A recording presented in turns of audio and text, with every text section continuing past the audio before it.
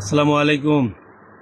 বহু কাঙ্ক্ষিত এটা হলো থাই আম, ডকমাই বলে এটাকে। হ্যাঁ, খুব স্বাদের আম। আমি থাইল্যান্ডে খাইছিলাম, সেই স্বাদ ভুলতে পারি নাই। লাস্টে শহর ঢাকা থেকে আমের চারাগুলো কিনছিলাম আর 7-8 বছর আগে। 2-3 বছর আম ধরতেছে, কিন্তু কচি আম খাওয়া ফেলে বাড়ি থাকি না তো, বাটি হওয়ার আগে নিয়ে যাই, চলে চলে খাওয়া ফেলে। তাও গত কিছু খাইছিলাম 1 মনের মতো আগে, তখন আটি শক্ত হয়, তত প্রচুর মিষ্টি।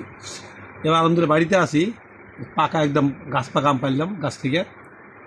পাই দেখতে পাবো কি এক একটা প্রায় 1.5-1.5 কেজি মতো ওজন হয়েছে। নিচের দিকে দেখাও, এই যে দেখেন আমের সাইজ। হ্যাঁ, নিচের দিকে দেখাও, এই যে দেখেন আম এই মাত্র পারলাম। এটা তো ছত্রাক দেওয়া হয়নি তো, এই এত ভারী আম গাছ থেকে সিঁড়ি ছিঁড়ে পড়ে যায়, ওটা আম নষ্ট হয়ে গেছে। ছত্রাক দিলে আমের বোটা শক্ত হতো, তাহলে আম সহজে গাছ থেকে পড়তো না, অনেক ওয়েটে নিতে পারে না।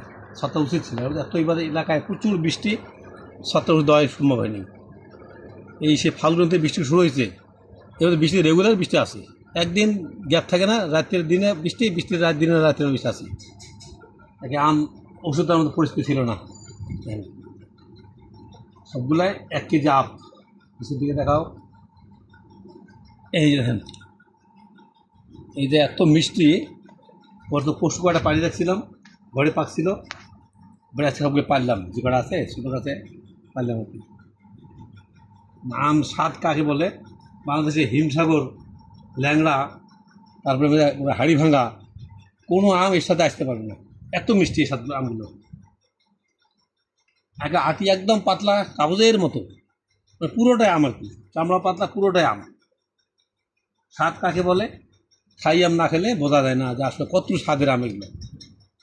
3টা জাত গাছ ছিলাম, একটা জাতে আম বড় বড় হয়েছে, আর বাকি ছোটগুলো ঝুড়ি ঝুড়ি পড়ে গেছে নাই গাছের মধ্যে কি। এটা একদম গাছ পাকা, মধু মিষ্টি। যদি কারো আমের খুব নেশা হয়ে থাকে, আম খেতে ভালো, তারা থাই আম লাগাবেন, জীবনে একবার হলো আম আম খাইতে পারবেন, বুঝবেন হ্যাঁ থাই আম কাকে বলে, আম কত মিষ্টি হইতে পারে থাই আম খেলে বোঝা যায়। এই একটা আম, হ্যাঁ, ওটা 1.5 কেজি হতে পারে। ঠিক আছে, সবার জন্যে দোয়া শুভকামনা রইল। আসসালামু আলাইকুম।